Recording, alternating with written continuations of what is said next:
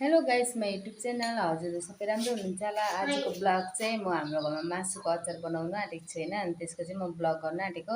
त्यसमा चाहिँ तपाईँहरूलाई म कसरी मासुको अचार बनाउँछु त्यो देखाउन चाहन्छु। अचार चाहिँ खास गरी मम्मीले बनाउनु छिलेर चाहिँ यसरी काट्नुपर्छ लसुन चाहिँ, अन्त त्यहाँबाट फ्राई गर्नुपर्छ। अब फ्राई गरेको पनि म देखाउँछु। यहाँ चाहिँ हाम्रो बाबाले चिकन काट्नु भएको छ होइन। अन्त यो काटेर चाहिँ यो अहिले फ्राई हुन्छ। अहिले यो बहिनीले जिरा पिस्दैछ। जिरा भन्ने जिरा र तोरी, अन्त यो पिसेर चाहिँ जिरा र तोरी पिसेछ हाम्रो बहिनीले। अन्त यहाँ मासु नि रेडी भइसकेको छ होइन। हामी फ्राई गर्छ। हामी भने चाहिँ अहिले यता पुरानो किचनमा छौँ होइन। हाम्रो नयाँ किचन रेडी भइसकेको छैन। अन्त खास गरी चाहिँ यो अचार कहाँ जान्छ भनेपछि चाहिँ यो अचार बर्थडे, भोलि चाहिँ बर्थडे छ हाम्रो बहिनी साथीको। अन्त बर्थडेमा चाहिँ जानुलाई तयारी हुँदैछ गाइस।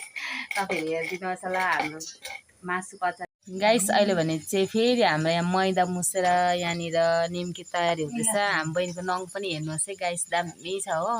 अन्त यहाँनिर रेडी हुँदैछ। यहाँ चाहिँ पाक्दैछ निम्की। हामी चाहिँ यहाँ चुलामा बनाउँदैछु मैले, मम्मीहरू यहाँ हुनुहुन्छ, बहिनी। मेरो नङ पनि हेर्नुहोस् है गाइस, हाम्रो छेमालाई पुरा मन पर्यो अरे हो। तर मेरो त लुगा धोएर नङै हुँदैन, कस्तो छ, दामी छ, पुटुक पुटुक।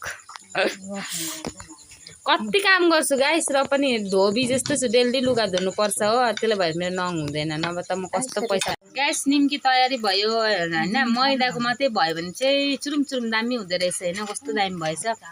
मम्मीले अस्ति आँटा हालेको थियो नि त, अलिक त्यही भएर चाहिँ नरम भएको थियो। अहिलेको चाहिँ दामी भएको छ। अहिले भने चाहिँ रातिको 10 बजेर नि पार भएको छ। लास्ट अब यति बाँचेको रहेछ मासु फ्राई गर्नु।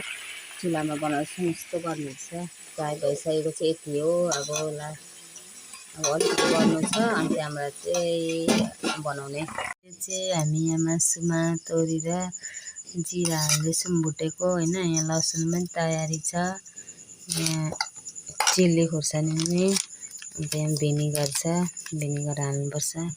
तोरी हालेर धुलो खुर्सानी हाल्नुपर्छ। अनि लसुन अदुवा मलाई नदेख न।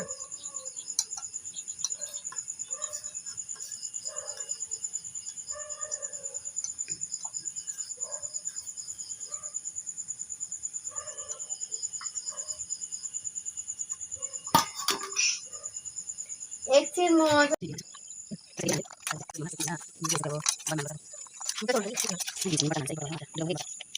कमेन्टमा भन्नुहोस् तपाईँलाई कस्तो लाग्छ अचार ल।